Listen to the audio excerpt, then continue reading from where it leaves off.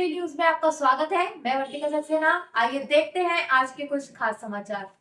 मुख्यमंत्री योगी आदित्यनाथ अयोध्या में श्री राम जन्मभूमि पहुंचे। वहां उन्होंने श्री राम लला के दर्शन के दौरान विधिवत पूजा अर्चना की व मंदिर के निर्माण कार्य का निरीक्षण किया। उन्होंने दर्शन के उपरांत एक सभा को संबोधित करते हुए कहा कि मेरी 3 पीढ़ियां राम मंदिर के लिए समर्पित थी। यदि मुझे राम मंदिर के लिए सत्ता भी गंवानी पड़ती तो मुझे कोई फर्क नहीं पड़ता। उन्होंने कहा 2016-17 में 2,34,000 श्रद्धालु आए थे, जबकि पिछले वर्ष श्रद्धालुओं की संख्या 16 करोड़ थी। यद्यपि मेरी 3 पीढ़ियां श्री राम जन्मभूमि आंदोलन के लिए समर्पित थी, मुझे कोई समस्या नहीं थी, लेकिन शासकीय व्यवस्था जिस नौकरशाही से जकड़ी होती है, उस नौकरशाही में एक बड़ा वर्ग ऐसा था जो कहता था कि मुख्यमंत्री के रूप में अयोध्या जाने से विवाद खड़ा होगा। हमने कभी विवाद खड़ा होता तो होने दीजिए, लेकिन अयोध्या के बारे में कुछ सोचने की आवश्यकता है। फिर एक वर्ग ऐसा था जिसने कहा कि आप जाएंगे फिर राम मंदिर की बात होगी। तो मैंने कहा कौन हम सत्ता के लिए आए हैं, राम मंदिर के लिए सत्ता भी गंवानी पड़ेगी तो कोई समस्या नहीं होनी चाहिए। और हम लोग उस समय फिर इस कार्यक्रम के साथ जुड़े। मैंने से 19 अवस्थी से कहा, मैंने कहा एक बार चुपचाप जाकर के देखो दीपोत्सव का कार्यक्रम कैसे हो सकता है। और वे यहां आए, उन्होंने यहां सर्वे किया, उन्होंने कहा दीपोत्सव का आयोजन होना चाहिए। मैंने कहा मैं जाऊंगा, दीपोत्सव करते करते बीच में फिर राम मंदिर की बात उठेगी तो इसको क्या करेंगे। उन्होंने कहा नहीं, कार्यक्रम हो इसके बारे में हम सबसे बात करते हैं और सबका सकारात्मक भाव हो। और आज आप देख रहे होंगे दीपावली के एक दिन पहले अयोध्या का दीपोत्सव अयोध्या का एक फेस्टिवल बन गया, एक पर्व बन गया है।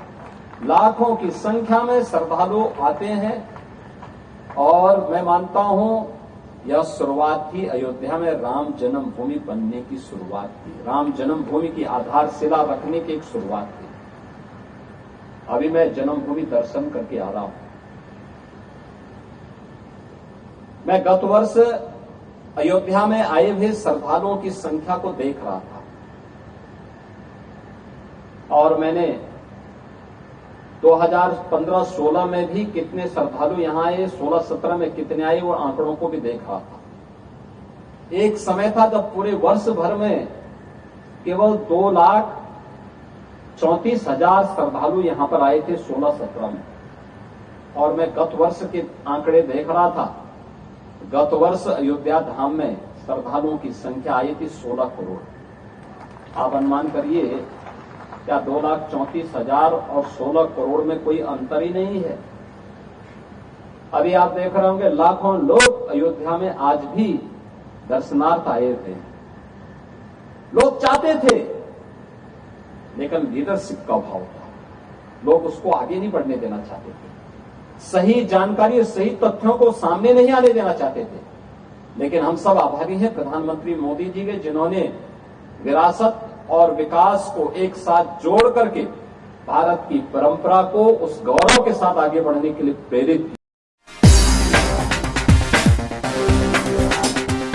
उत्तर प्रदेश के गाजियाबाद से भाजपा विधायक नंद किशोर गुर्जर का टकराव सीधे सीधे सरकार और शासन से चल रहा है। पिछले दिनों उन्होंने अपनी हत्या की साजिश करने का आरोप चीफ सेक्रेटरी पर लगाते हुए कहा था कि मेरी हत्या के लिए शूटर्स को सुपारी दी गई और 9mm की पिस्टल खरीदी गई। अभी यह विवाद ठंडा भी नहीं हुआ था कि एक नए विवाद ने जन्म ले लिया। नंद किशोर गुर्जर ने एक कथा का आयोजन किया जिसके लिए कलश यात्रा निकाली जानी थी। पुलिस का आरोप है कि जुलूस का परमिशन नहीं था, फिर भी मना करने के बाद भी जुलूस निकाला गया और पुलिस के साथ धक्का मुक्की की गई। वहीं नंद किशोर गुर्जर का कहना है कि कथा व कलश यात्रा की परमिशन थी, लेकिन पुलिस ने कार्यकर्ताओं के साथ दुर्व्यवहार किया।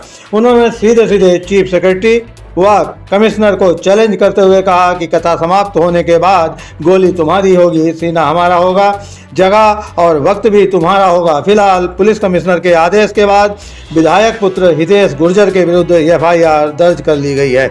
Recently news bureau. कल दिनांक 19 मार्च की रात्रि में सूचना प्राप्त हुई कि श्री हितेश गुर्जर पुत्र श्री नंद किशोर गुर्जर द्वारा आज 20 मार्च को एक गैर परंपरागत जुलूस निकाले जाने का कार्यक्रम है। इस सूचना पर थाना प्रभारी लोनी बादल द्वारा रात्रि में ही श्री हितेश गुर्जर के मोबाइल पर 2 बार एवं उनके एक समर्थक के मोबाइल पर 3 बार फोन मिलाकर वार्ता करने का प्रयास किया गया, परंतु फोन रिसीव न होने के कारण वार्ता नहीं हो पाई। आज प्रातः सुबह 7:52 बजे थाना प्रभारी द्वारा श्री हितेश गुर्जर को एवं 7:56 एवं 8:20 पर उनके पिता श्री नंद किशोर गुर्जर जी से वार्ता करके तथा मेरे द्वारा भी प्रातः 8 बजे श्री नंद किशोर गुर्जर जी से वार्ता करके उक्त गैर परंपरागत जुलूस जिसके संबंध में न तो अनुमति प्राप्त की गई है न तो अनुमति प्राप्त करने का आवेदन किया गया है, अतः उक्त जुलूस को निकालने से मना किया गया। परंतु इसके बावजूद उन लोगों द्वारा पुलिस के साथ धक्का मुक्की करके आज उक्त जुलूस निकाला गया।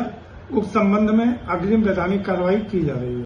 कथा के बाद मैं चुनौती देना चाहता हूं कि डूंडी पुलिस को चीफ सेक्रेटरी अगर तेरी माँ ने दूध पिलाया है कमिश्नर तेरी माँ ने दूध पिलाया है, तो कथा के बाद गाजियाबाद कहीं तय कर लेना, तेरी गोलियां होंगी, हमारे सीने होंगे। यहां से लेकर के 28 तारीख के बाद समय चीफ सेक्रेटरी का होगा, समय चीफ सेक्रेटरी का होगा। माननीय योगी जी ने हमसे मना किया था, बोलना नहीं है, हम चुप थे, पुलिस अन्याय कर रही थी, मेरे कार्यकर्ता को करीब 11,000 रुपए देकर छोड़ा, मैं बोला नहीं। एक कार्यकर्ता को गांधी बॉर्डर थाने के इंस्पेक्टर ने पैसे देकर छोड़ा, मैं बोला नहीं। हमारी बहन सरिता चौधरी, उसको दरिंदों ने मारपीट की, मैंने आवाज उठाई, योगी जी ने कहा मैं बोला नहीं। कब तक चुप रहेंगे?